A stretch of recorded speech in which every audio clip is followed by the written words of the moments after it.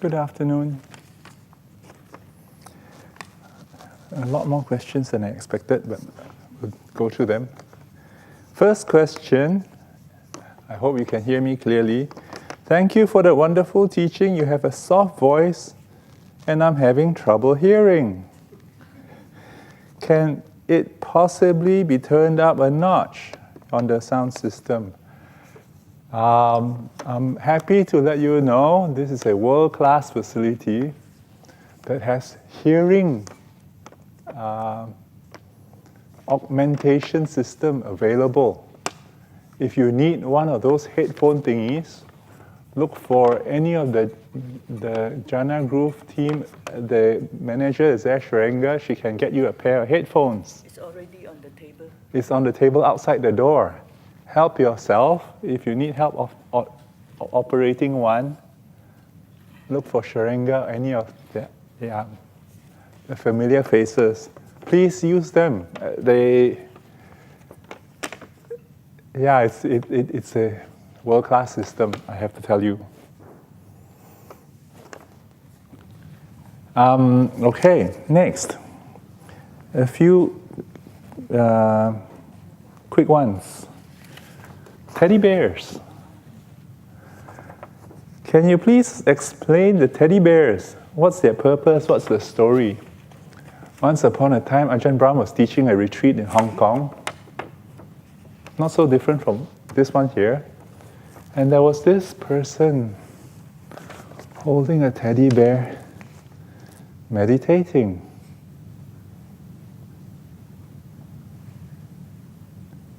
And then, I don't know if there was a conversation or what the conversation was, but in summary, what it was this. If you could feel your breath and you were reading your breath, and your breath feels very sad and depressed, what do? Very often, modern psychology says the same thing. If you have a pet dog, a pet cat, or a pet teddy bear, and you're holding, and this teddy bear will giving you unconditional love, feels very comforting. For a little while, your attention will stay, and it'll give you a chance to rest. And then, apparently during that retreat, people wanted to borrow that bear. Because many people had sadness and heaviness, and they could use a pet teddy bear. Which is why then many people heard that story and contributed their pets. So if you need one, you can borrow one. If you develop attachment to one, I think you can take it home too. And then in some future time, if you want to contribute one, you can too. So that's the teddy bear story.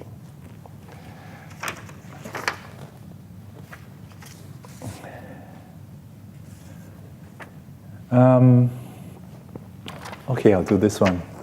I understand how stewing in anger can be toxic, but in modern Western psychology, anger is also seen as a healthy protest towards something to be listened to, such as when there's a breach of boundaries and there's personal harm, and it can be seen as an ally.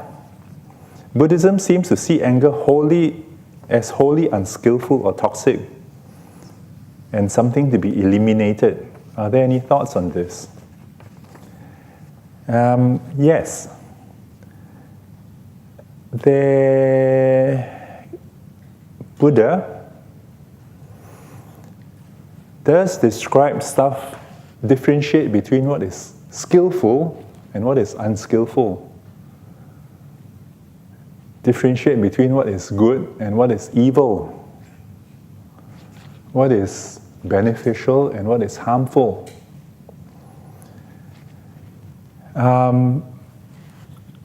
But because the end goal, the big picture, is a bit different from the Western view, therefore the line that is drawn is skewed a bit differently. How is the Buddhist line drawn? The Buddhist line is drawn such that there is the end of suffering. That's what we are aiming for, the third noble truth. And what is the third noble truth? When that craving stops, eventually your suffering will stop. That's the approach towards anger. Anger is seen as one form of craving, trying to fix something to the way you want it. Whereas the Buddha says a lot of the way you want it doesn't lead towards the end of suffering. The way you want it could lead to more suffering. So instead of applying anger, the advice is apply wisdom. Move to a place where you are safer and you have a chance to be calmer and more peaceful. Rather than to move to a place of getting even, getting it sorted, getting it exactly equal, exactly fair. Sometimes the way we fight for equality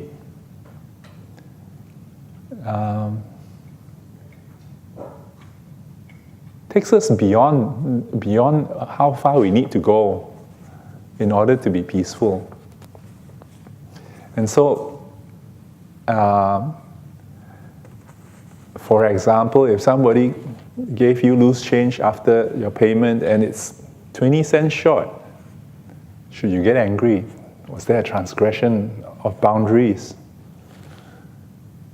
Does that 20 cents buy you anything? Peace, happiness? Yeah, but it's a matter of principle. So, Buddha says, apply wisdom, know what the end goal is, know where to draw the line, know how far to push things, and whether pushing it helps you or not.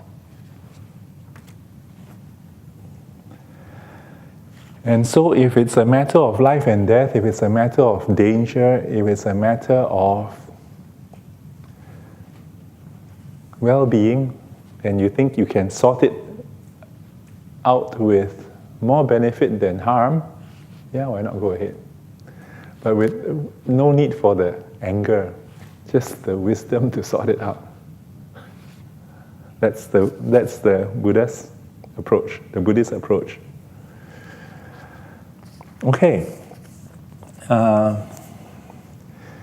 Now, there's a bunch of questions here to do with the various forms of sila, virtue, ethics.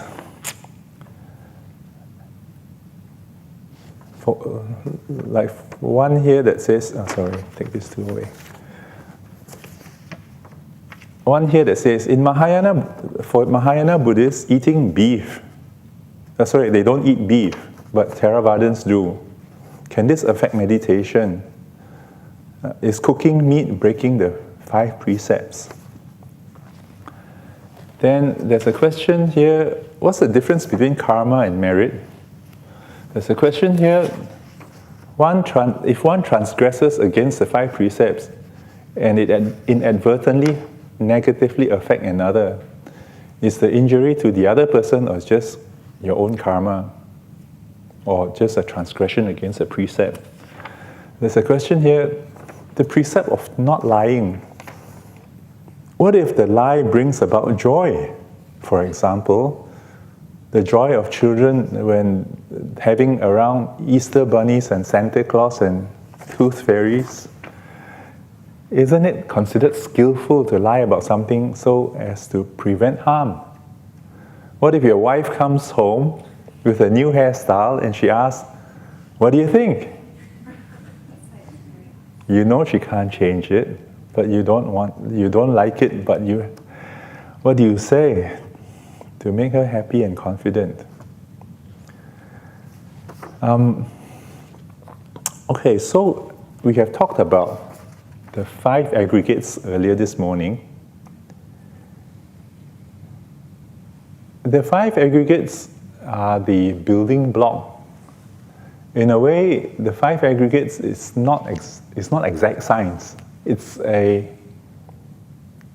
construct, a mental construct by the Buddha to explain the function of living beings.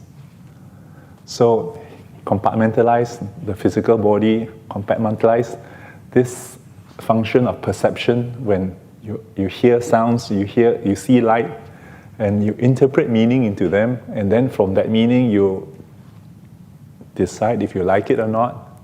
Well, you don't get to decide, it automatically happens spontaneously. And then your reaction happens, your sankhara, your will happens. What I didn't explain this morning was this. That sankhara also encompasses your thought processes. So something happens to you, your boss says your work is not good enough. And you go back ruminating, oh, what do you mean not good enough? He can't do his own job. And so in the process, you create a whole chunk of new thoughts. All these new thoughts gets transferred back and get planted into your store of views, your knowledge base. In modern language, that's the data set for your large language model. And now you have a new reaction to things the next time he says your work is not good enough. You're building your views ready to color the next perception that will influence your volitional action again the next time. So this process of view, perception, and volitional action, your thoughts, it's a repeating cycle of building and building and building. And that's how all our knowledge base works. Whether it's your career technical knowledge or whether it's life experience. And you kind of know if you didn't pay attention to your basic science class, trying to learn advanced physics later on is very tough because you didn't have the foundation. And if you had the foundation, then it's easier to work through more and more advanced stuff. Likewise, if you had a set of childhood experience that created wonky building blocks, those building blocks that is in the view will now color your perception of your experiences, of your sensory impingement, and create volitional action, your reaction, your new thoughts, that then feeds back into that again. Good thing for people staying in Perth and around here, every now and again you come across a wise person like Ajahn Brahm, and he would try and change the way you build your building blocks. And now, when your building blocks that you feed into your view, your large language model changes a bit, your perception changes a bit, and hopefully your reaction changes a bit.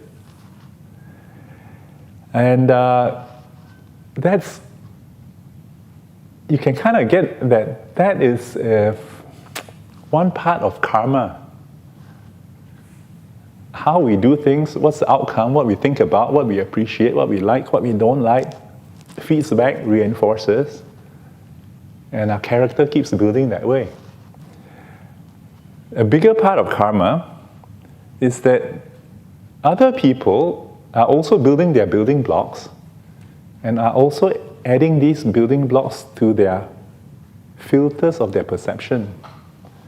So, for example, if I grew up with somebody who was unreliable, never punctual, cannot be relied on to turn up for my birthday, cannot be relied on to come for my sports day, and then I encounter people later on who turn up 3 minutes late for work, of course I will have a reaction of disapproval. Why are you late? You can't be late. I can't depend on you. And all that is rooted in a much earlier building block in your storehouse of views. The person who is late will have other karmic reasons, other building blocks that might cause him to be perpetually late or frequently late or occasionally late. And if he encounters this person, me, who is intolerant of unreliable people, it will clash, and both of us will have bad experiences and have unhappy times. So karma is bigger than one person. It's an interaction of all these building blocks and all these perceptions, all these volitional actions and the views interacting. And you can see how they are just part of nature. Every one of us like nice things, like pleasant things, like friendly people, like considerate voices. We all hate abusive voices, abrasive voices. We all hate undependable people. Some of us tolerate it more because we have been conditioned to be tolerant to such inconsiderate people. So various things. They're all building blocks towards your karma. So,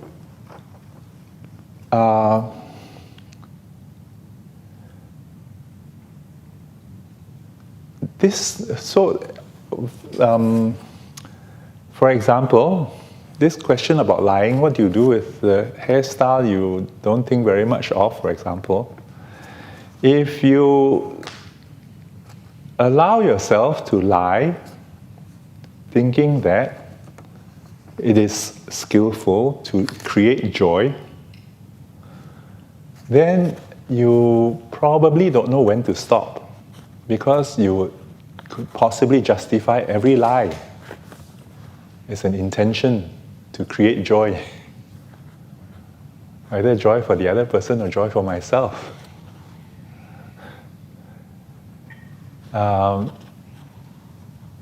And eventually you'll be found out, eventually somebody will get upset, eventually it will come back to you, people will get even. More than that, one of the things that's crucial in the Buddhist path is yata bhuta dasana, to see reality as it really is and call a spade a spade. You know enough about how we quite often pretend not to see, pretend not to notice, pretend it's okay, and not deal with stuff, especially stuff that is long suppressed.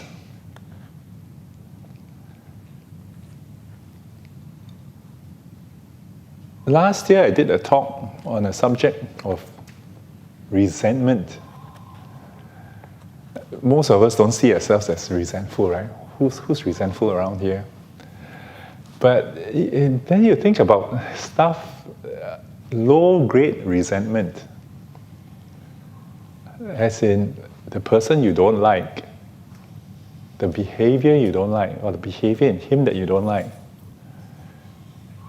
Quite often, even before that person speaks, you already know he's approaching, I'm going to be unfriendly with that person when he opens his mouth.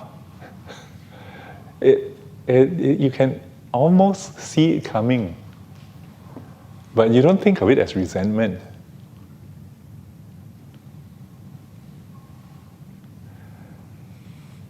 Likewise, there are old stories from long ago, the classmate, the mother, the brother, the somebody, a father,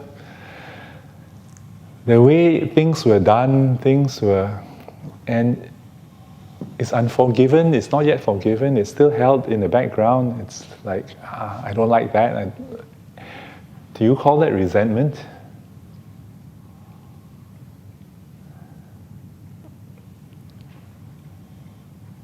It will color your perception for sure. On top of that,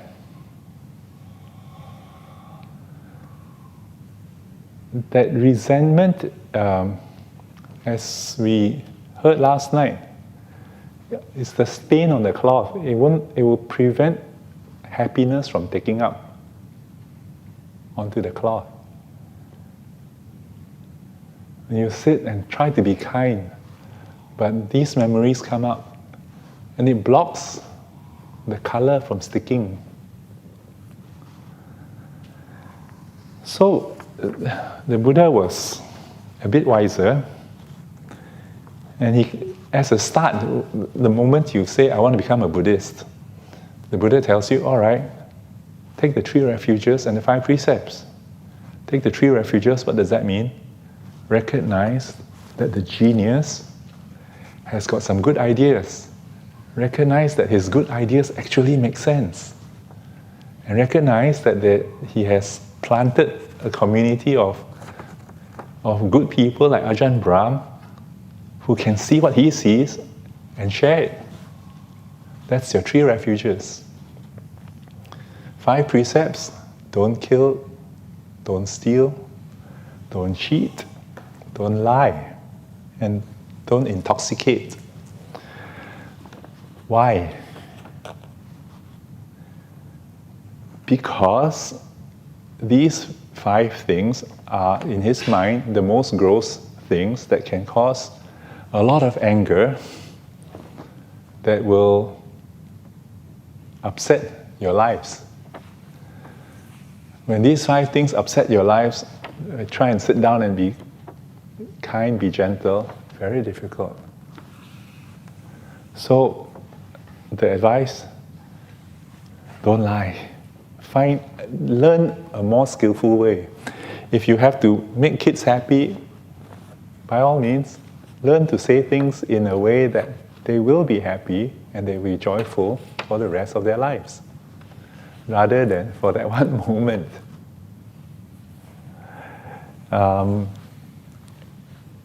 If you couldn't tell your wife an honest opinion about that hairstyle, do you have to give an honest opinion at all? Or can you learn to perceive that hairstyle in a kind way, rather than to take something out of your old building blocks that you know is defective?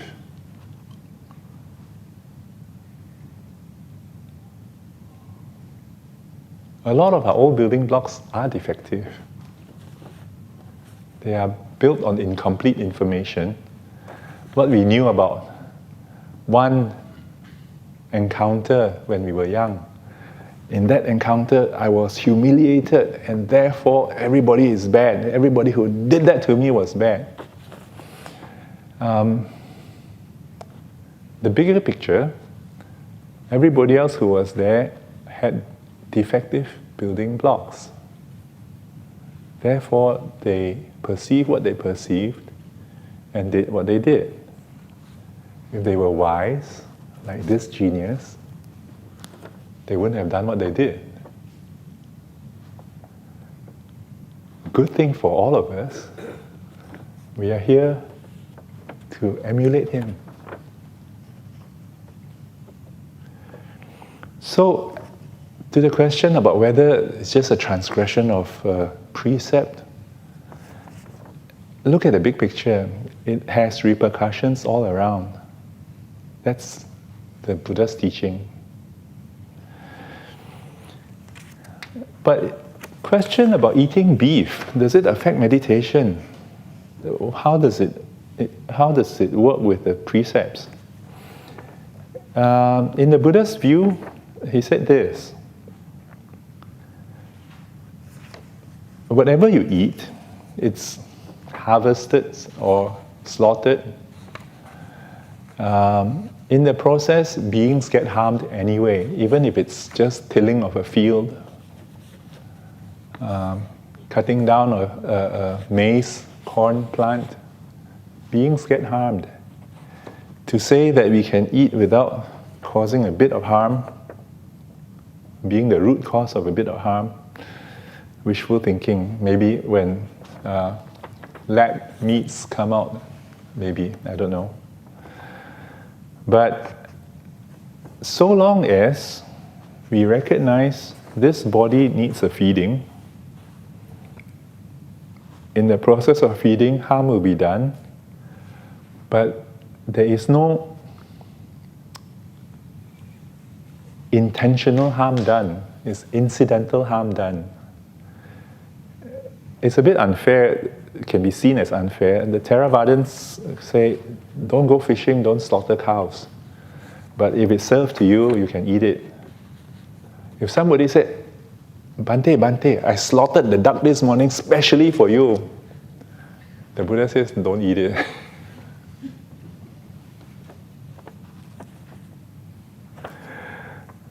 So, you could say that the guilt is once removed. But it's a guilt that not just the Theravadins carry, it's a guilt that every one of us carry for eating. So, recognizing that, don't bother carrying the guilt. Just know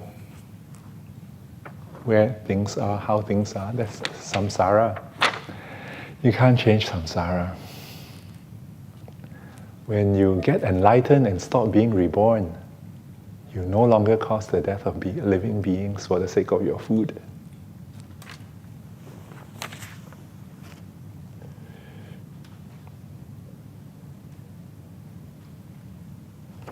You mentioned that the mind might be distracted due to ill will against the bodily discomfort, and we should approach this with kindness and gentleness. Why do we not approach it through the perception? Why do we approach it through the perception and feeling, rather than through the root cause, which is by moving, stretching, or taking a nap? And both approaches are useful, which is why we do take naps, which is why we do stretch. But for the sake of this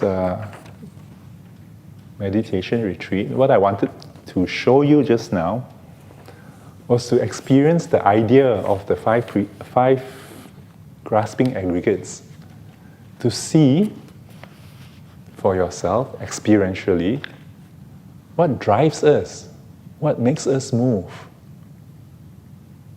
what makes us feel like, I want to get out of here. Quite often we don't notice these drivers, but they push us around all the time. You notice that? Even when you're sitting comfortably on a cushion with nothing to do in a nice aircon room, yet our five khandhas will find something. Instead of picking up the joy and the happiness, we'll pick up on that little bit of thing in the neck and say, oh, uncomfortable, unpleasant, let's move, let's get out of here. Let's get a drink, do something else. So that was the whole exercise just now of perceiving. After about 45 minutes of sitting, practically all of us will see it. The body is like that.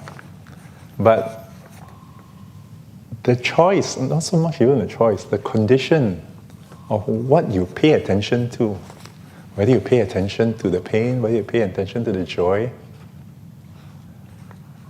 what the Buddha called the second arrow. We are always impinged by the sensory inputs, but perception and feeling adds the story to it and adds the emotional drama to it, the musical suspense and the musical score to the drama. And then it's like, yeah, it's just a simple gift of a gift, but now it's amplified. It's all inside here. It's not in the neck or in the bum or anywhere else. And that's what I wanted you to see. Okay? What's the difference between karma and merit? And merit is a subset of karma. Karma is all the cause and condition between what we do, what we intend, that leads to the outcome and the fruit. Merit is all the good stuff of your karma. I used to wonder what merit was, and then my definition is not in the books. Merit is anything that leads towards peace, happiness, nibbana. If you do things that lead you in that direction, you're doing merit.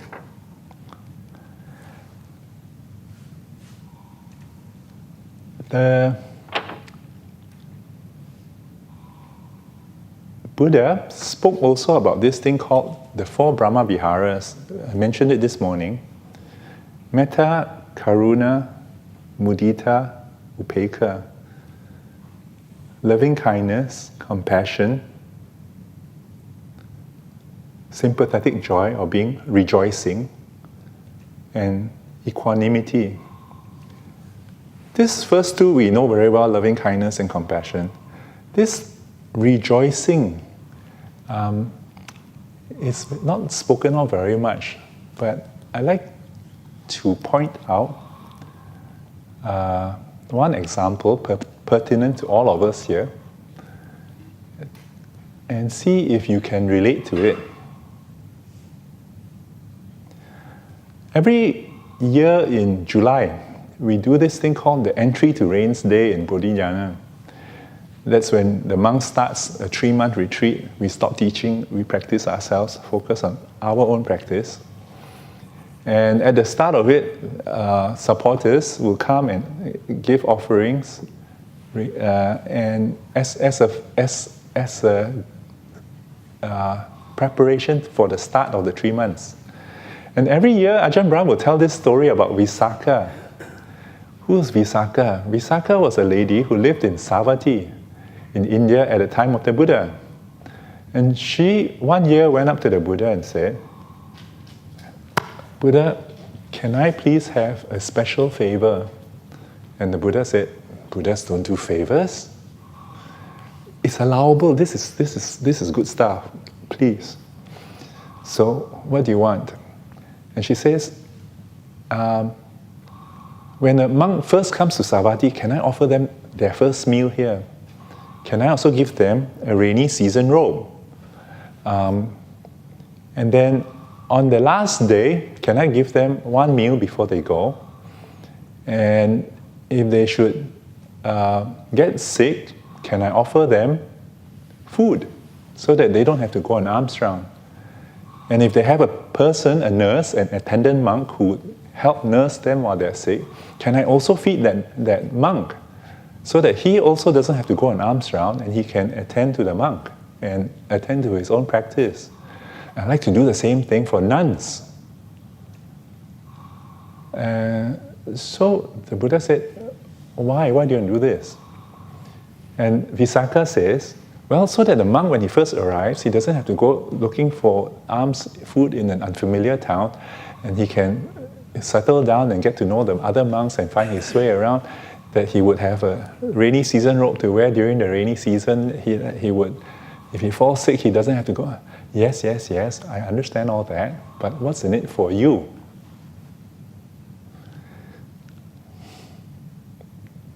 And this is the brilliant part. Every time I come to this part of the story, I feel inspired. Visakha said, in the future, some of the older monks will pass away, and the other monks will come to you, dear Buddha, monk so-and-so, Ajahn Brahm, has passed away. What is his destination? Where has he gone? And the Buddha may say, that good monk has become a stream winner. That good monk could have become a once returner, a non-returner, or an arahant.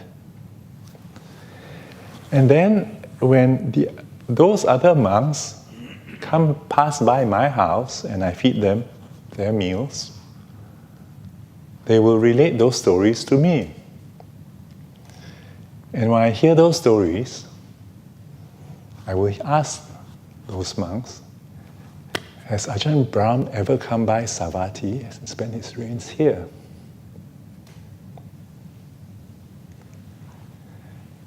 And if the answer is yes, I will be so happy. I have given him a meal, I have given him a robe, I have helped him in his enlightenment. And when I'm that inspired, my body will be calm, my mind will become still. My practice will also be much easier. May I too follow in that path.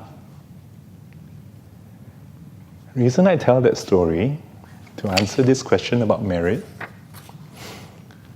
the lunch that you had today was cooked by one Thai lady. I don't know whether you noticed her. Mon. She came this morning at 2 a.m. to prepare that meal for all of us here at no charge.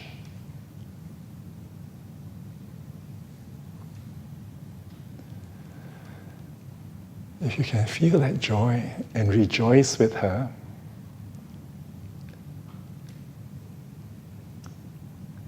that rejoicing is of benefit also to all of us. That leads us to stillness, happiness.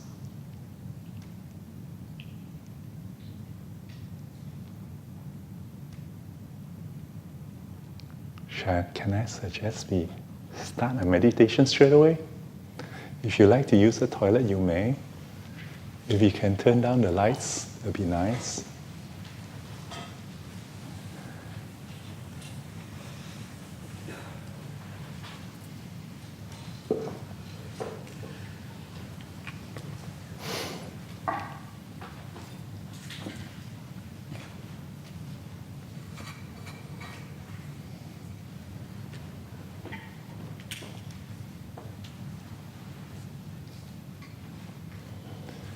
And you realize that being around kind people,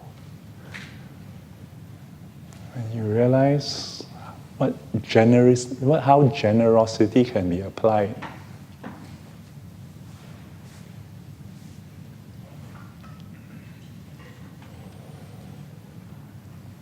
And we can be thankful and count our blessings.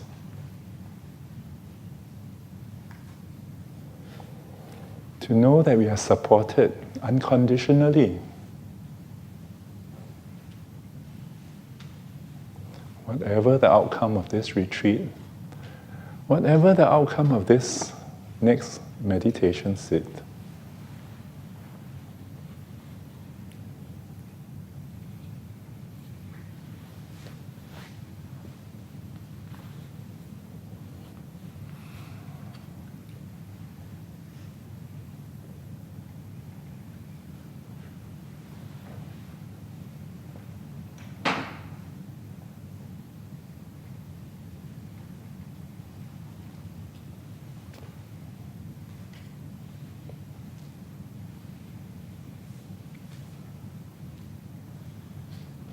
and also what you might want to do at the start is to look back at the kind things that you yourself have done.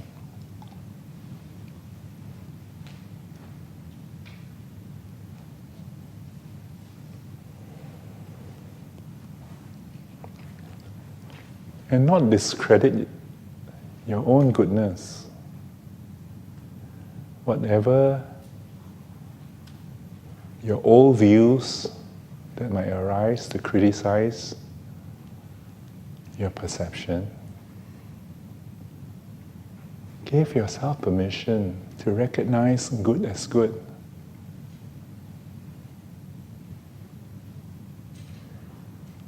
Kindness as kindness.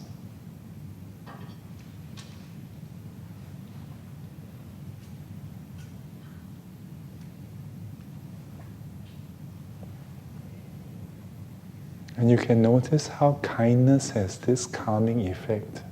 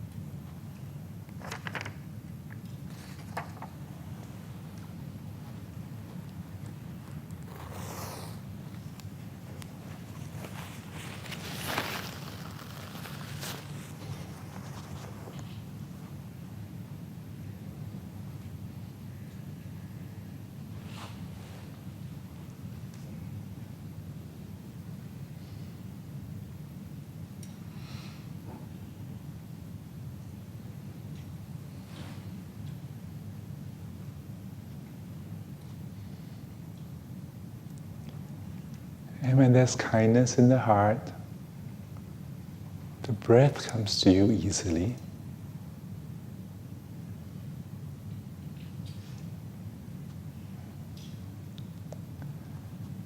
It's almost as if the breath is pretending to be the teddy bear, snuggling up close to you.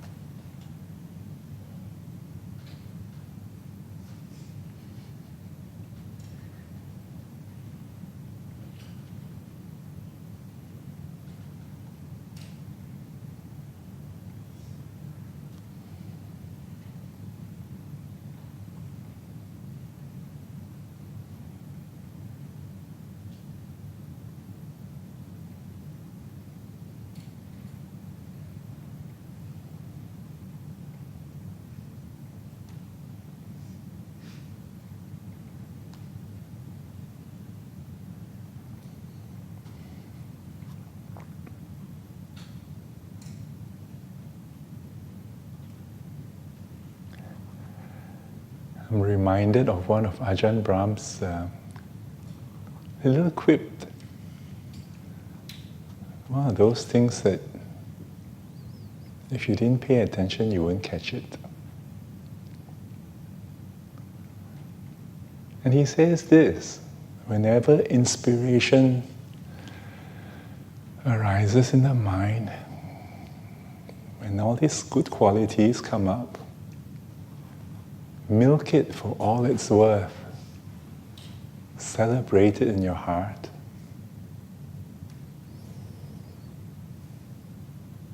Incorporate it into your meditation.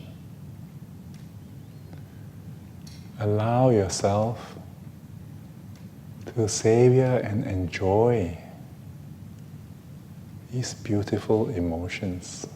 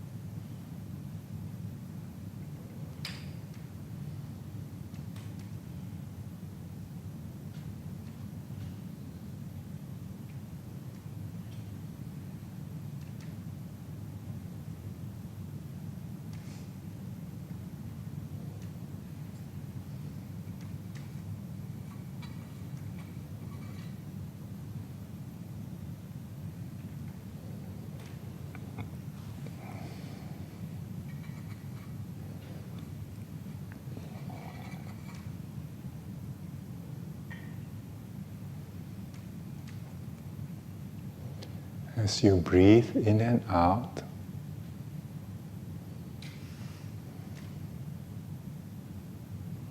rejoice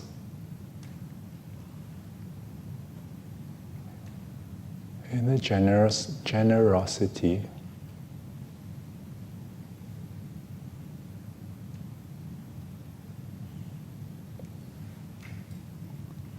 of the kind people we have encountered.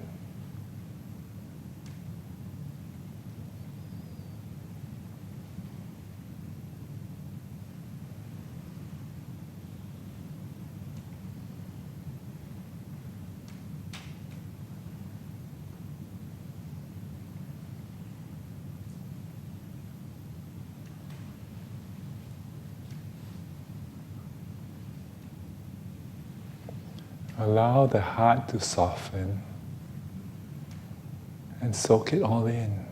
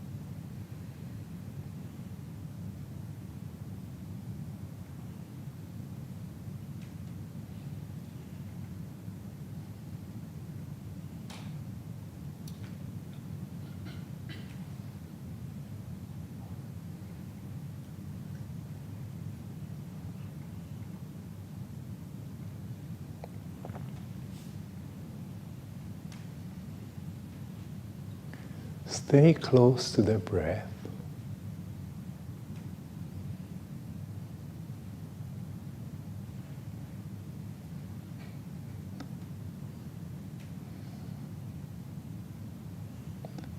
And feel the joy together.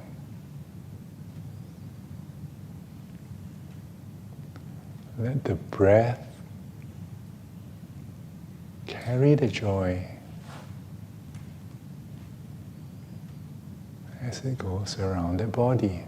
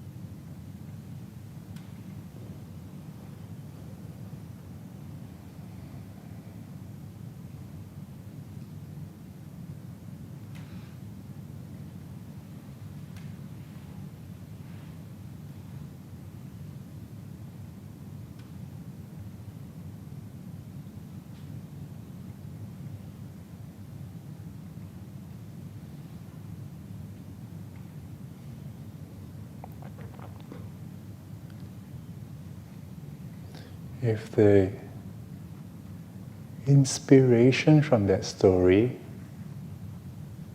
is starting to wear off,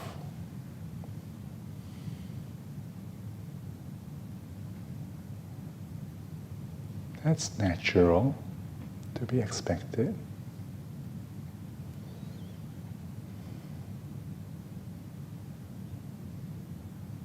You can move the mind towards observing our own body and breath.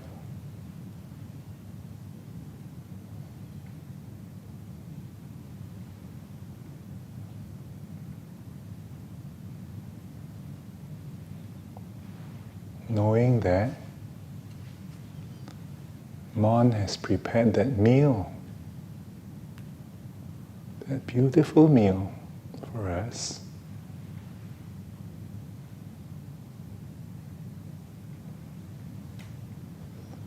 To allow us to sit down and do nothing.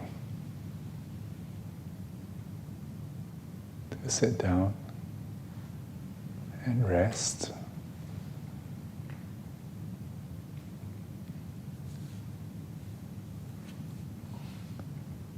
To allow the mind to recuperate.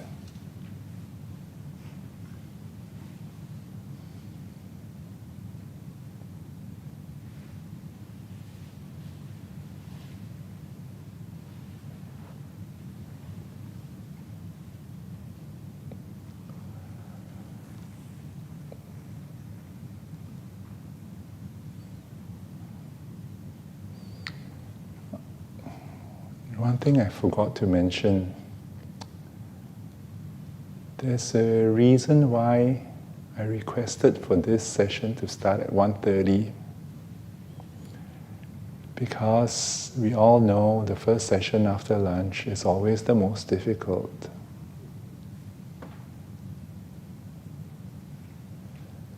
And habitually, we are going to try and concentrate to make it through that session immediately after lunch.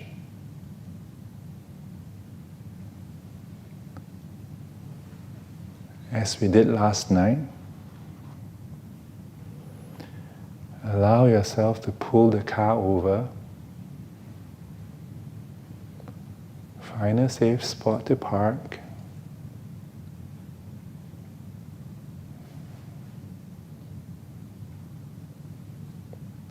shut your eyes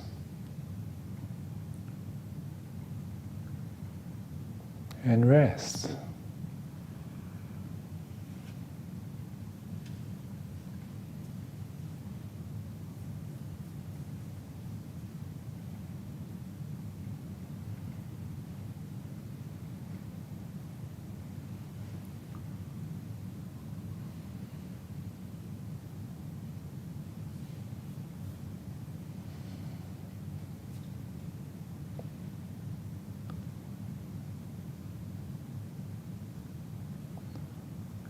So if you find yourself squeezing your brain, trying to get more juice out of it,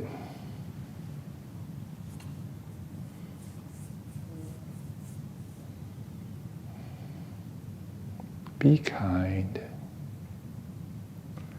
and let go.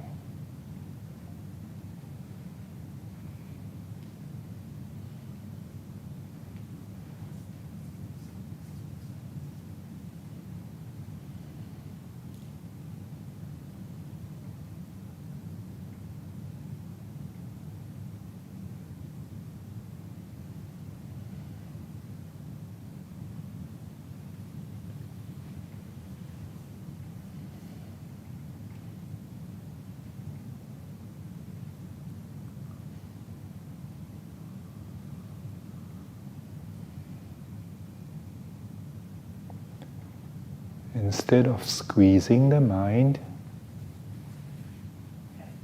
let the breath nourish the mind with kindness and gentleness.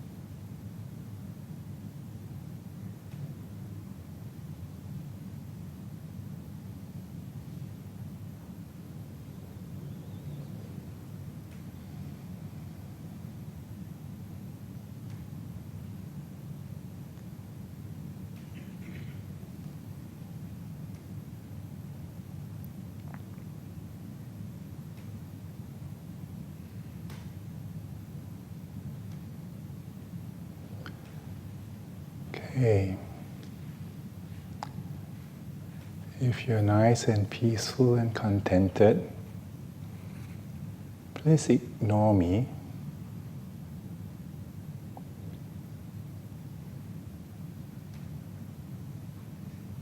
At this stage,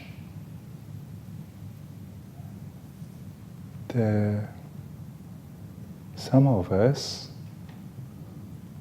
might start feeling a bit restless. The perceptions that we feel through our breath is not bringing us very much joy. So the will starts looking around for things to do.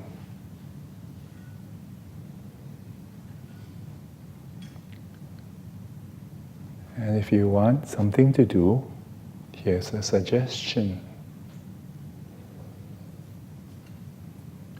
Let's go visit the heart. You know how this morning we paid attention to the abdominal area and relaxed it, to the chest area and relaxed it, to the face, to the forehead, to the brain.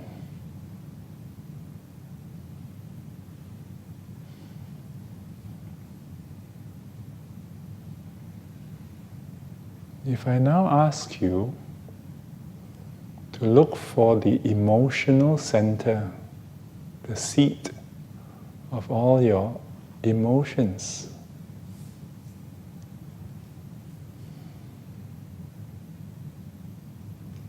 the heart,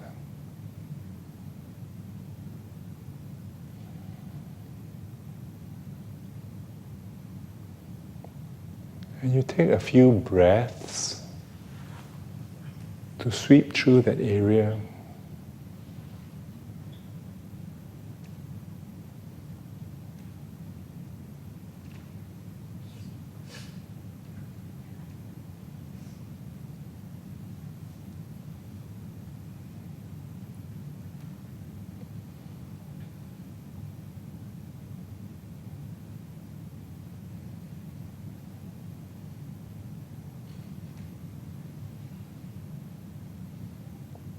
What do you sense?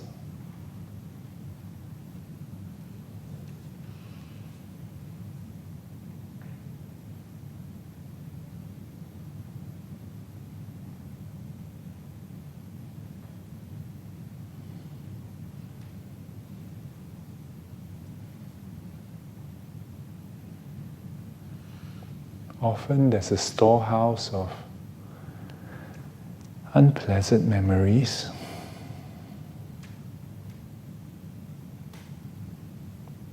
Storehouse of resentment and sadness.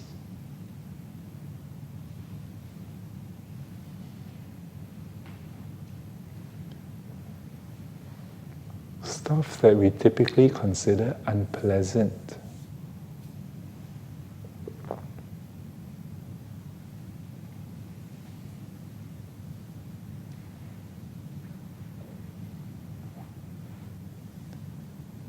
But now that we are armed with the second factor of the Noble Eightfold Path, the intention, making peace, being kind, being gentle,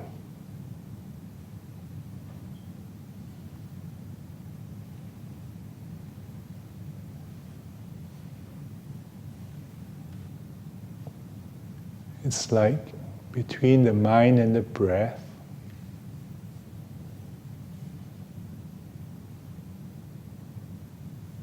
we loosen the heart,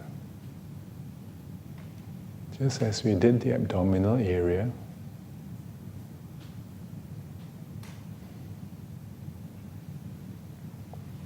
And allow the tiredness to flow out, to be released.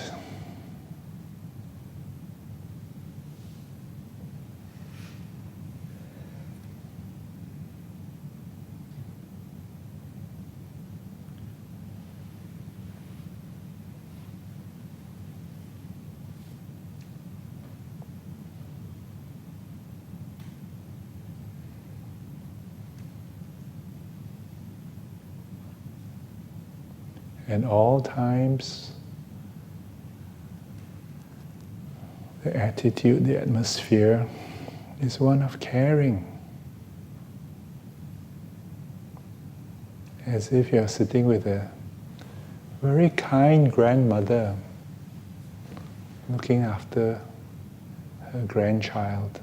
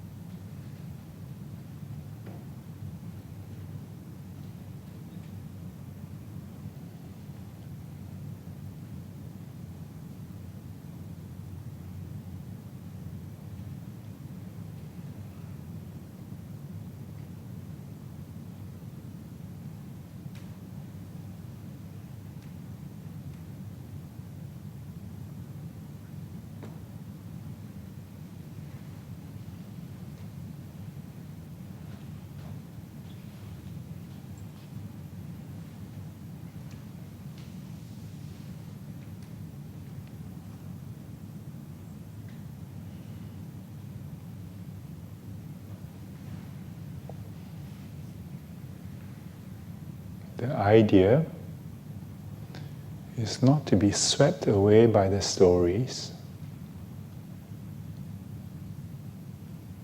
but to be the kind, wise and compassionate adult, the grounded one, to soothe and comfort.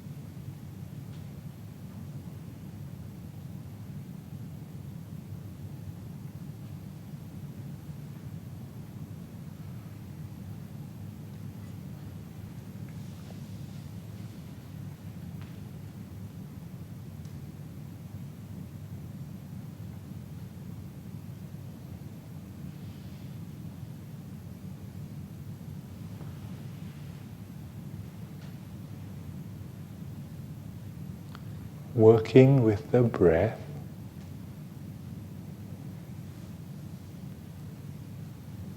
to hold a safe space,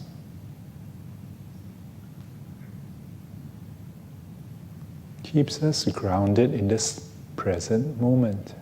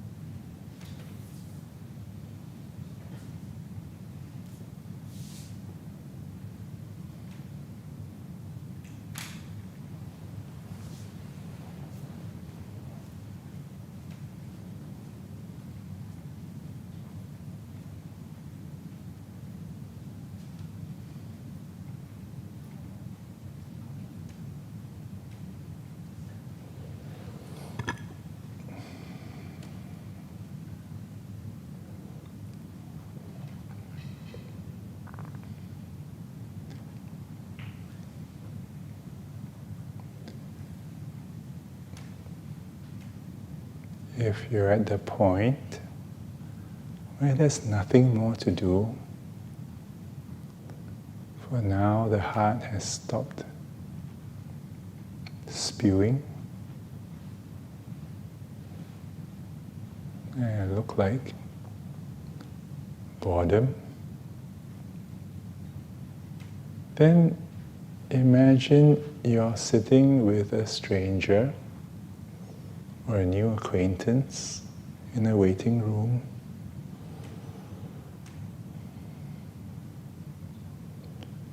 And you're just having small talk, getting to know one another with this new acquaintance, called your breath.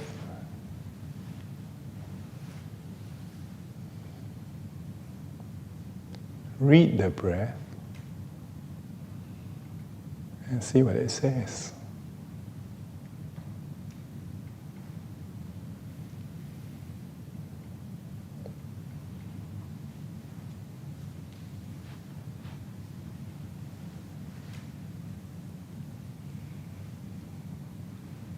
The mind and the breath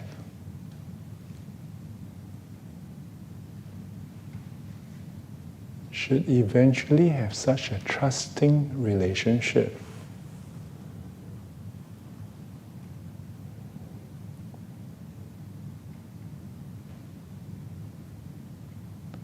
that they look after each other.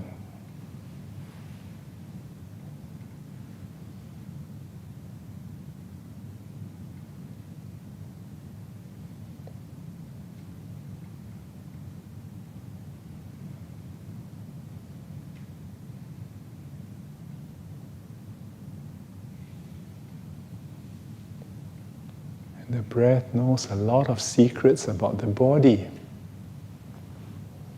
where the breath has gone to, what it has seen.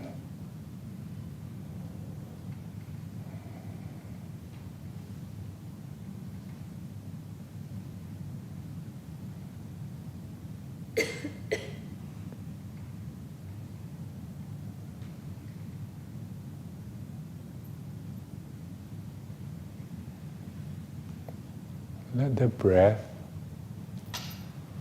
take you on a tour.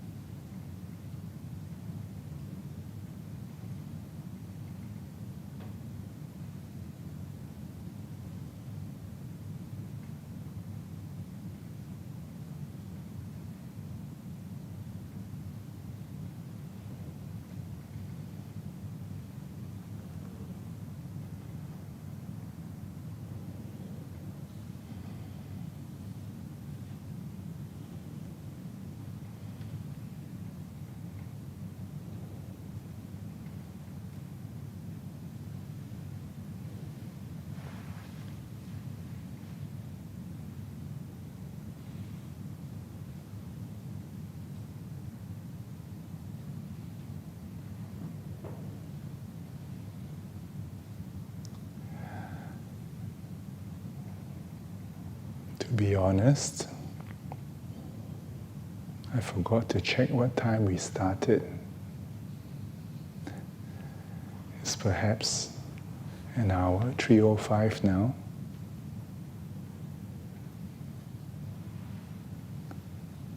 And in an afternoon like this, we are conditioned by our old habits to think nothing to do and perceive it as so boring, so unpleasant. But then the wise ones, like Ajahn Brahm, would perceive nothing to do. Yippee! Can rest.